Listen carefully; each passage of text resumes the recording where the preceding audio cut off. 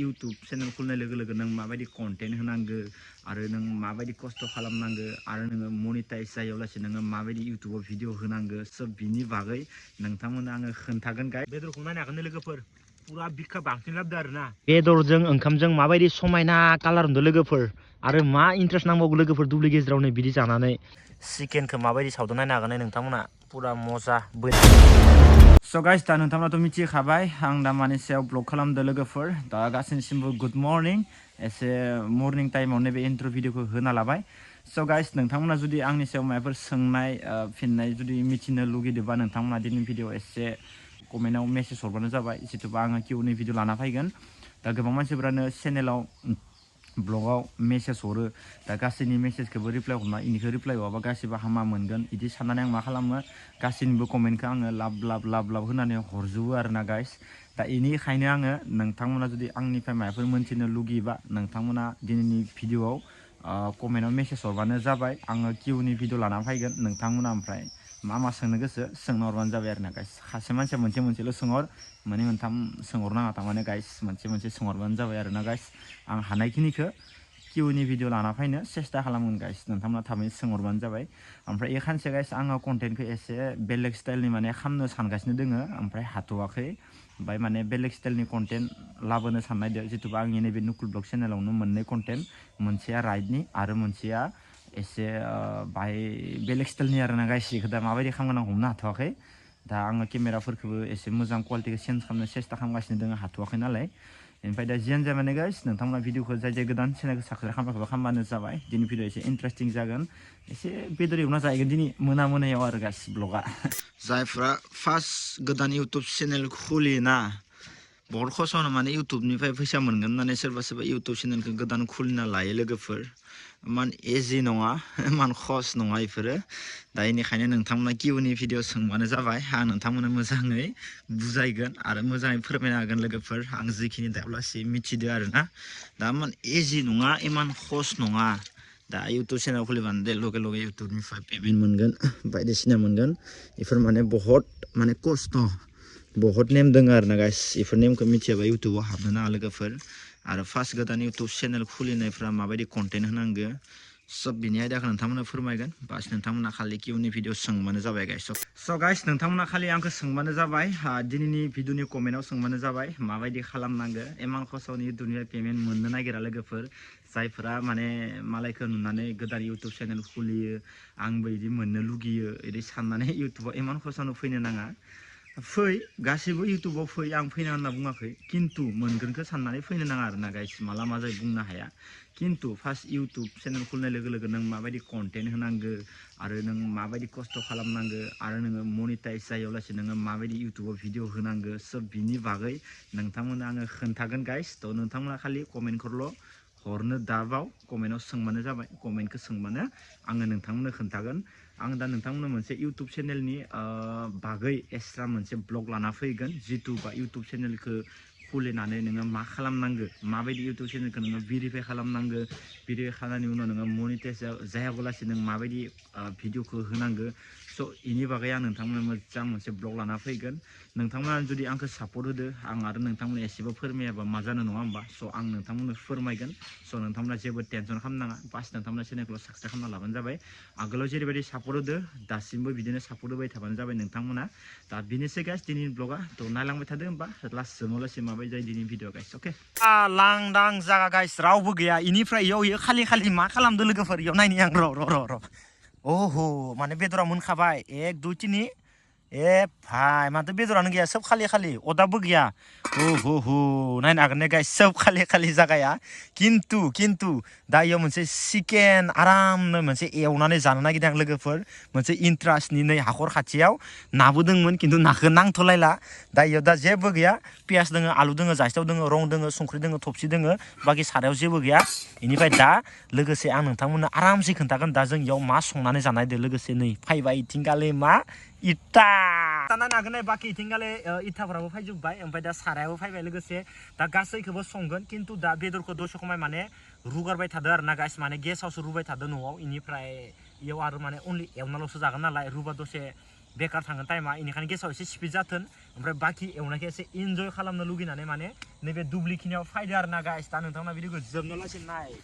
फोरनो मोनसे इन्ट्रेस्ट आरो ना गाइस माने न'आवथ' एरनो खदाय जाबाय थानायानो जायो खाम बेदरानो जा बायदिसिना खिन्थु मोनसे इदि गिदिर गोजान जायगाफोराव बा दुब्लि बायदि मानसिया फायनाय मोनसे जानाय मोनसे इन्जय एसे आलादा जायो आरो ना गाइस बेनिखायनो इ फिलखौ लानो थाखाय दा जोङो दोङो नै दुब्लि जोंहा न'आ बारा गोजान नंखाया इनिफ्राय खाथियावनोखा ओमफ्राय दा इयाव संनानै जागोन लोगोफोर थ' नोंथांमोना भिडिअखौ जोबनो लासै नालांबाय थाबानो जाबाय लोगोफोर एसे आनकमन ब्लग लाबोनो सेस्था खालामगासिनो दङ आंबो बेसेबां राइड खालामबाय थानो नङा होमबा बेनिखायनो एसे आनकमन भिडिअ लाबोबाय थानोसै खाननैसो इनि उनाव आरो जि मार लायगोन ओमफ्राय राइडआव थांलायबाय इ टाइपनि खालामसिगोन आरो ना गाइस दा इबारनिफ्राय कन्टेन्टखौ लोगोफोर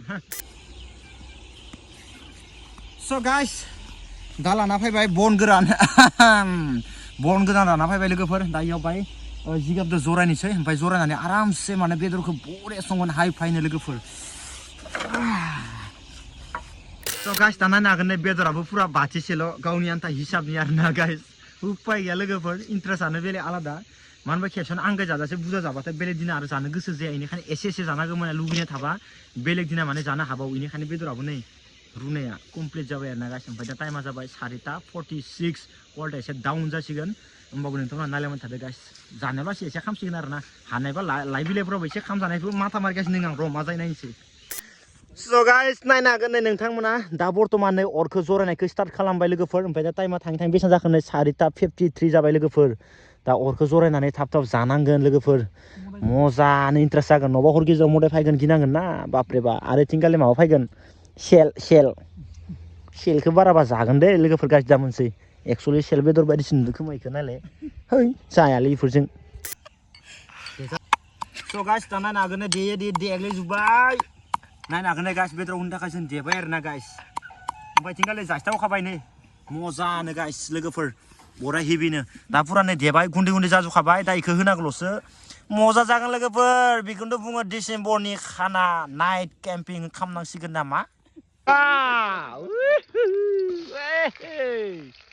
थौलैयाखै पिकनिक जाहैनोसै जों सानैजों बगामाथियाव सलरबारियाव नाया नायनो हागोन नै गाइस मजा नै थिंगालि नै दासो पुरा मजा नांदो वाव लोगोफोर आयै बाबा बेदलायदो सुपार हिट जागोन लोगोफोर नायनो हागोन नै एसेबां हराव नायनो हागोन नै गाइस दुब्लि गेजेराव वाव हायदो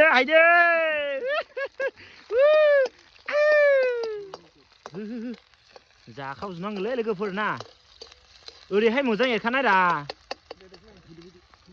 बेदरखौ होखानोसै ना होजोबसै ना होखाजोबखानोसै लोगोफोर नायनो हागोन नै बैलाय बेदरजों जाखानाय रा जोंलाय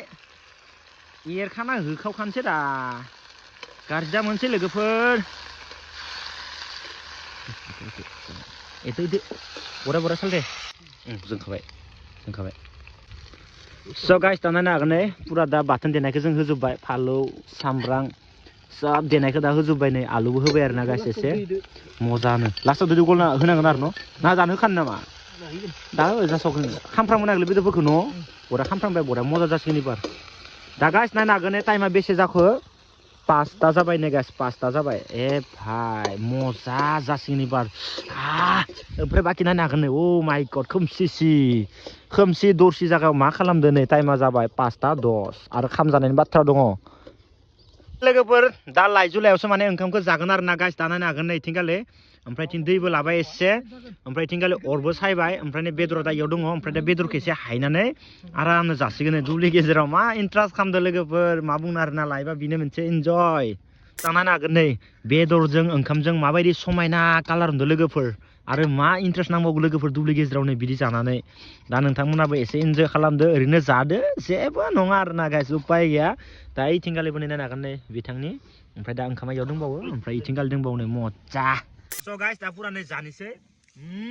मजा बेदरखौ नायनो हागोन नै लोगोफोर पुरा बिखा बांसिन लाबोदो आरो ना टेस्टि न' जानाय बादिनो इन्ट्रेस्ट जानाय नङा खोमा खिजान दुब्लियाव जानायसो इदि नांदां आन्दासाव चिकेन सावगासिनो दोङो लोगोफोर नायनो हागोन नै गाइस पुरा डिसेम्बरनि पार्टि आरो ना गाइस लोगोफोर नै चिकेनखौ माबायदि सावदों नायनो हागोन नै नोंथांमोना पुरा मजा ब्रयलार बेदर ओमफ्राय ओरैनो इन्ट्रेस्टनि आरो ना लोगोफोर जानो लुगैनानै ओरैनो न'आवनो खानाय दोनो बाहाय जानो होननानै माबादो एसे खामफ्रामदो ना जेरैबायदि गोथाव जागोन मिथिदों ना इयाव मा मा होदो लोगोफोर नोंथांनो खेबसे खिथानि आङो फालौ देनाय होबाय इनिफ्राय रं होबाय इनिफ्राय संख्रि एसे होबाय ओमफ्राय दा नै सावनानै ओरै फिदिंगासिनो दङ आरोना एसे एसे फिदिंगासिनो दङ पुरा मजा नाङो लोगोफोर इखो जानानै एखेबारे हेभिनो जों खानजोंनो जानो होननानै ओरैनो इन्ट्रेस्टनि आरोना बाहाय सावबाय आरोना लोगोफोर नै